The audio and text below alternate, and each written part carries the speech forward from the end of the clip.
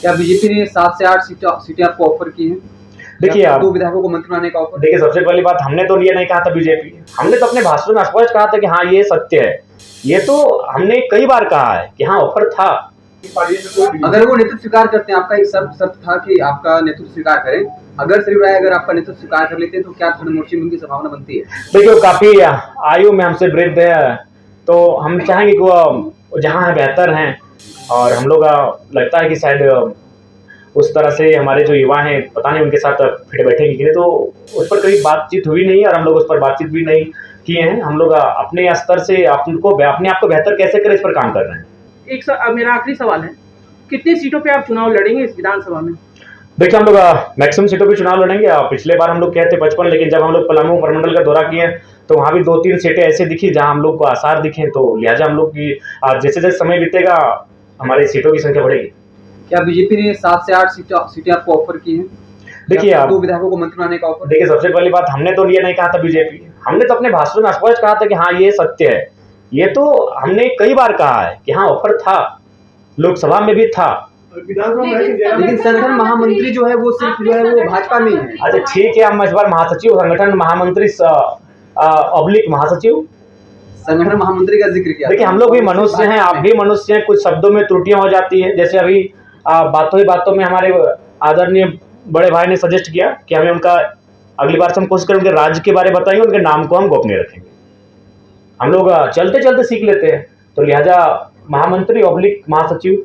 अच्छा, सीधा जवाब आप दीजिए कि बीजेपी के किसी नेता से आप संपर्क में हैं? नहीं, संपर्क में नहीं है, हम संपर्क में नहीं है, वे लोग हमसे संपर्क में थे और फिलहाल कुछ दिनों से कटे हैं।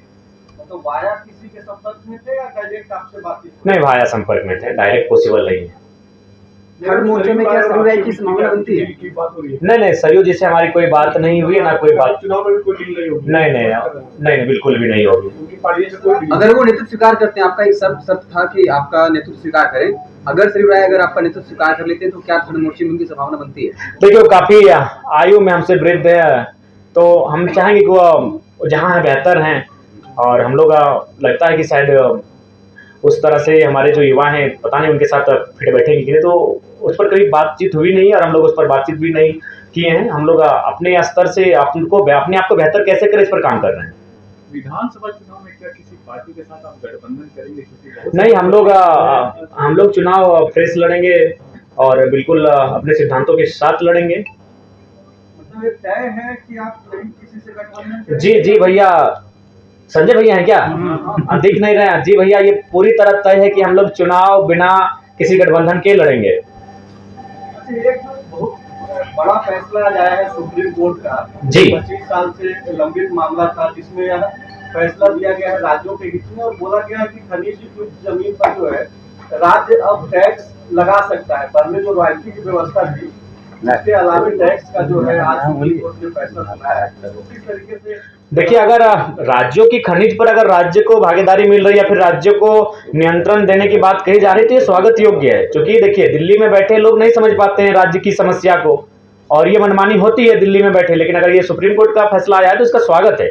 हम चाहेंगे इस फैसले बिल्कुल और बेहतर से बेहतर ऐतिहासिक फैसले आए। हम तो चाहेंगे कि धीरे धीरे अगर आप इस देश की इकोनॉमी को एक आम व्यक्ति तक लेकर जाना चाहते हैं, तो बाकायदा खनिजों पे उनकी मालिकियत का ही अधिकार दे दे। इधर आप कल दिल्ली भी गए थे? जी हमारे जो बड़ी उपाध्यक्ष महोदय हैं वो अस्वस्थ हैं, हम लोग रांची मिलने आए थे, पता चला वे दिल्ली चले गए, हम लोग भी चले गए, लेकिन काफ़ी कॉन्फिडेंशियल उनका इलाज चल रहा है, नहीं मिल पाए। तो हम पहले दुआ करेंगे, प्रार्थना करेंगे वो जहाँ है, जिस हाल में है, मजबूत रहे और स्वस्थ होकर जल्दी वापस आए। तो क्या उनको अभी विधानसभा चुनाव में लिस्ट से उतारेंगे? देखिए, ये तो हमारे संगठन का फीडबैक तय करेगा, ये जनता का भी फीडबैक जो सर्वे टीम करने जाएगी वो तय करेगी, स्क्रीनिंग कमेटी के पास जो रिपोर्ट पहुंचेगी वो तय करेगी, संसदीय बोर्ड तक जो आएगी वहां तय होगी। इस बार थोपे हुए लेटर नहीं दिए जाएंगे, और ना ही केंद्र अध्यक्ष जिनसे उनकी मित्रता है, गहरी मित्रता है, और कोई उनके फेवरेट हैं उनको हम मैदान में उतार देंगे, ऐसा भी भूल हम लोग नहीं करेंगे। अभी तक तय नहीं है कि नहीं, अभी कहीं किसी का तय नहीं हुआ है, मेरा खुद का तय नहीं हुआ है कि हम लोग कहाँ से चुनाव लड़ेंगे। किसी और से भी बातचीत चल रही है क्या? जी बातचीत तो हो रही है, और बहुत सारे प्रत्याशी, एक विधानसभा में काफ़ी प्रत्याशी है जो अपनी दावेदारी को प्रस्तुत भी कर रहे हैं। लेकिन लोकसभा चुनाव में देवेंद्र नाथ महतो का परफॉर्मेंस किस तरह से देखते हैं आप? जी बढ़िया रहा है, हमारे सभी प्रत्याशियों का परफॉर्मेंस बढ़िया रहा है। रांची रहे, हजारीबाग रहे, धनबाद रहे। तब तो उनकी दावेदारी बनती है। देखिए दावेदारी संगठन के वोट है, वोट प्रत्याशी के लिए संगठन के वोट हैं, तो संगठन तय करेगी। क्योंकि हम लोग जब ये चुनाव हम लोग नहीं लड़े तो उस समय ही हम लोग कहते कि संभावना बढ़ेगी कि लोकसभा में जिनको अवसर मिलेगा, विधानसभा में थोड़ा सा, लेकिन कुछ चेहरे हैं जिनको रिपीट भी किया जाएगा, तो वो संगठन तय करेगी। वहाँ का जो फीडबैक सामने निकल कर रहेगा वो सारी चीज़ तय करेंगी। 28 तारीख को आप लोग बैठे थे उसमें क्या कुछ जी बहुत जो काफ़ी फॉल्ट्स आ रहे हैं, त्रुटियाँ आ रहे हैं, दीदी ने भी शिकायत को सजेस्ट किया, तो ऐसी जो भी शिकायतें सामने आएंगी उनको सख्त हिदायत दी जाएगी कि अनुशासन में रहेंगे। अनुशासन अगर भंग होती है तो पार्टी उन पर कड़ी कार्रवाई करेगी। क्या अमित महतो आपके साथ आएंगे? बिल्कुल, देखिए उनको लेकर हमेशा एक स्वागत का नज़रिया हम लोगों की टीम में रहा है। क्योंकि जब आंदोलन का स्टार्ट हुआ था उन्होंने जेएमएम को छोड़ने का काम किया था, बाकायदा जो सरकार में है उस संगठन को, उस टीम को छोड़ने का काम किया था। तो मुझे लगता है कि अगर वो आते हैं तो उनके लिए हम लोग पॉजिटिव है। जयराम जी, आपके प्रत्याशियों की पहली लिस्ट कब आने की संभावना है? हमें लगता है कि इस महीने में, चूँकि सावन का महीना है, हम लोग का खेती बाड़ी का भी महीना, झारखंड खेती बाड़ी का प्रधान राज्य है, तो खेती करते करते पहली लिस्ट आप सबों के सामने होगी। इधर सूर्य सिंह बेसरा भी एक चिट्ठी निकाल रहे हैं और वो भी एक अहम बैठक जी हमारे साथी जाएंगे वहाँ, हमारे प्रतिनिधिमंडल उस बैठक में जाएंगे जो रांची को नेतृत्व करते हैं। अगर देवेंद्र जी होते तो शायद हो जाते हैं, तो ऐसी परिस्थिति में दीपक दा हैं, विराट जी हैं, बहुत सारे हैं साथी, वो जाके उस बैठक में भाग लेंगे और अपनी राय को रखेंगे। तीसरा मोर्चा की तरफ आप लोग देख रहे क्या झारखंड में किस तरह से दो धड़ा बढ़ चुका है, इंडिया गठबंधन हो गया, एनडीए गठबंधन? जी हम लोग तीसरे विकल्प की ओर बढ़ रहे हैं और अगर विचारधाराएं समान चलती हैं तो नो डाउट हम लोग आएंगे एक साथ। देखिए जहाँ तक पार्टी के रजिस्ट्रेशन का सवाल है अंतिम पड़ाव की ओर है और हमें आशा है कि एक सप्ताह के भीतर हम लोग का पार्टी का रजिस्ट्रेशन नंबर अलॉटमेंट कर दिया जाएगा। कुछ त्रुटियां आई, चूँकि कुछ लोग केंद्र तक पहुंचे थे कि हमारे पार्टी का रजिस्ट्रेशन ना हो, जो कि दुर्भाग्य है। लोकतांत्रिक देश है, हमें हराइए, मैदान में उतर कर हराइए, हमें बुरी तरह हराइए, इतना बुरी तरह हराइए कि हम लोग 2029 में चुनाव लड़ने का हौसला ना रख पाए, ऐसे हराइए हमें। लेकिन आप पार्टी रजिस्ट्रेशन को डिस्टर्ब करते हैं, ये थोड़ा सा एक लोकतांत्रिक देश में उचित नहीं था। संसद में बजट पास हुआ है, झारखंड को जो कुछ मिला है क्या आप उससे संतुष्ट हैं? नहीं, बिल्कुल संतुष्ट नहीं है। झारखंड को जो मिला है बहुत सारी खामियां हैं और हम लोग संसद की जब आपने बात कही है तो हम जितने भी हमारे 14 नवनिर्वाचित सांसद चुन के गए हैं उनसे भी हमारा संदेश होगा कि जो झारखंड को एक विशेष राज्य दिलाने के लिए अपनी आवाज़ को बुलंद करें और विशेषकर जो झारखंड के जमीन संबंधित कानूनें हैं उनको लेकर अपनी आवाज़ को बुलंद करें। झारखंड के जो विस्थापितों के मामले हैं उनको लेकर अपनी आवाज़ बुलंद करें। और आपके बातों ही बातों में पता चली कि आज केंद्रीय मंत्री भी आए हैं, तो अगर उन तक हमारी आवाज़ नो डाउट जाएगी ही, कहीं ना कहीं उनके कानों तक जाएगी किसी न किसी माध्यम से। तो उनको हम यही कहना चाहेंगे कि आप आए हैं कोयलांचल में आपका स्वागत है, लेकिन आप कोशिश कीजिएगा कि कोयलांचल के कोयले में जो आग लगी है केवल उसको देख के मत जाइएगा, कोयलांचल के जो विस्थापित थे उनके कलेजे में जो आग लगी है उसको भी देख कर जाइएगा। और सांसदों से आग्रह होगा विशेषकर जमीन कानूनों को, क्योंकि मैं 2 सालों से लगातार मैं कह रहा हूँ, आज अगर मेरे घर में सबसे ज़्यादा शिकायतें कहीं से आई है तो जमीन संबंधित आई है। जमीन संबंधित इसलिए आई हैं क्योंकि ये बिल गेट्स ने दुनिया को बताया है कि आज के डेट में सबसे बड़ी संपत्ति कुछ है तो वह जमीन है।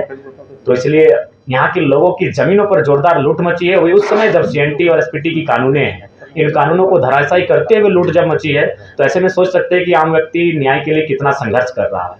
तो इसलिए मेरा मानना है कि इस राज्य को एक विशेष राज्य का दर्जा दे, इस बात की आवाज़ उठाई जाए, इस राज्य को संरक्षण मिले, इस बात की आवाज़ उठाई जाए। और आवश्यकता है, नहीं तो आज देख सकते हैं असुरी जनजाति समापन की ओर है, बिरहोरी समुदाय अपने बहुत मतलब समापन की ओर जा रहे हैं। बहुत सारे ऐसे समुदाय हैं जो लगभग नग्न हो रहे हैं। तो इसको अगर बचाना है, संरक्षण देना है, तो मुझे लगता है इस विषय पर पहल करनी चाहिए। राजधानी में आंदोलन का शुरुआत होता है, जब आप पूरी बताते हैं। देखिए सबसे पहली बात, अच्छा एक बात बताइए, हम ऐसा थोड़ी है कि कहीं हम लोग पिकनिक स्पॉट पे बैठे हैं। सबसे पहली बात, अगर रिजवान जी को कुछ होता है, मोतीलाल जी को कुछ होता है, संजय जी को कुछ होता है, मनोज जी को कुछ होता है, देवेंद्र जी को कुछ होता है, तो पूरा राज्य जानता है। लेकिन हम जहाँ थे वहाँ 3 दिनों से हाथियों का आतंक था। अगर वहाँ समस्याएं नहीं होती हम आते, हम समस्याओं के बीच घिरे थे। तो इसलिए सबसे पहली बात आपको इस बात को जानना होगा कि एक समय में कई आंदोलन हम लोग करते हैं। जैसे एक दिन 4 जगह हमारी टीम धरना पर बैठी थी और चारों जगह कहीं 7 लाख, कहीं 12 लाख, कहीं 16 लाख मौजा लेके उठी। तो हर जगह जयराम महतो का जा पाना संभव नहीं है। हर आंदोलन को हम लोगों ने समर्थन किया है। तो संगठन इसीलिए होता है। आप किसी भी संगठन की बात कीजिए, क्या हर जगह आजसू या जेएमएम के केंद्रीय अध्यक्ष पहुंचते हैं? तो नो डाउट आज बीते 2 सालों में जनता की उम्मीद बनकर अगर कोई आया तो हमारा संगठन आया है। आप बगोदर का उदाहरण ले लीजिए, 21 दिन बाद मजदूर की डेड बॉडी घर पहुंची, लेकिन मुआवजा 5वें दिन पहुंचा था। आपने जैसा कहा कभी, ऐसा आपको किसने कहा? इसमें कितनी सच्चाई? नहीं, बिल्कुल सच्चाई नहीं है। अब बाकी अगर कुछ लोग ऐसा माहौल बनाते हैं तो बड़ा दुर्भाग्य है। आखिर एक बात बताइए, देवेंद्र नाथ जी आज कई वर्षों से आंदोलन कर रहे थे, आज हम लोग साथ गए। आज रांची सीट वो खुद लड़ना नहीं चाहते थे, हमने फोर्सफुली उनको रांची सीट लड़वाया कि वहाँ कोई चुनाव प्रत्याशी नहीं है हमारा। आज मान के चलिए अच्छा सम्मानजनक वोट लाए, तब लोगों की उनकी निगाह पड़ी। तो ये चीज़ें अगर कोई कह रहा है तो हमें लगता है बहुत ही दुर्भाग्य का विषय है। कल बीजेपी के एक प्रतिनिधिमंडल ने इलेक्शन कमीशन ऑफ इंडिया से मुलाकात की और उन्होंने कहा कि झारखंड में जो है डेमोग्राफिक चेंज हो रहा है, बहुत सारे विधानसभा क्षेत्रों में अप्रत्याशित तरीके से वोटर्स बढ़ गए हैं। आपका क्या ऑब्जर्वेशन है कि वाकई में झारखंड में क्या जनसंख्या की परिवर्तन आया? देखिए, संभावना है कि जो हमारे सटे हुए राज्य हैं, सटे हुए देश हैं, उनसे आए हैं आबादी, और हमें लगता है कि हमें उस विषय पर गंभीर होकर चिंतन मंथन करना भी चाहिए। क्योंकि सबकी अपनी अपनी सीमा है, सबका अपना अपना क्षेत्र है, अपने अपने भौगोलिक क्षेत्र में सबका निवास है, तो इस बात का ध्यान होना ही चाहिए। देखिए, इस बात के लिए इसलिए मैं कहना चाहूँगा क्योंकि लोग भी इस बात को कहते हैं कि मान के चलिए कि भारत एक संवैधानिक देश है, कोई आता है, रहता है, बसता है। लेकिन मैं बार बार इस बात को कहता हूँ कि अगर कोई आके यहाँ बसता है और उसके बसने से अगर हमारी जो आबादी है उस पर अगर कोई प्रतिकूल प्रभाव ना पड़े तो स्वीकार कीजिए, लेकिन अगर उस पर अगर प्रतिकूल प्रभाव पड़ता है, उनकी भाषा, संस्कृति, परंपरा, उनके, तो मुझे लगता है वहाँ प्रतिबंधित क्षेत्र होना चाहिए। जयराम महतो युवाओं का नेता रहा है, स्थानीय नियोजन नीति को लेकर के आगे बढ़ता रहा है, 32, 34, 36 भी करता रहा है। अब जो भाजपा के साथ जो संबंध गहरे होते जा रहे हैं, ऐसे में किसने कहा गहरे होते जा रहे हैं? अगर भाजपा से मेरे संबंध गहरे होते तो आप जयराम महतो से आज प्रेस कॉन्फ्रेंस नहीं कर रहे होते हैं, भाजपा के सांसद से कर रहे होते हैं। बाजार में तो खबरें इसी तरह की, बाजार में बहुत सारी खबरें रहेंगी। बाजार का काम ही होता है चाय की दुकान में पान की गुमटियों में बैठना और इसी प्रकार की अटकलें लगाए जाना। अगर ऐसा संबंध मेरा गहरा होता तो दिल्ली में हमारा पहरा होता। आज आपके बीच बैठे हैं।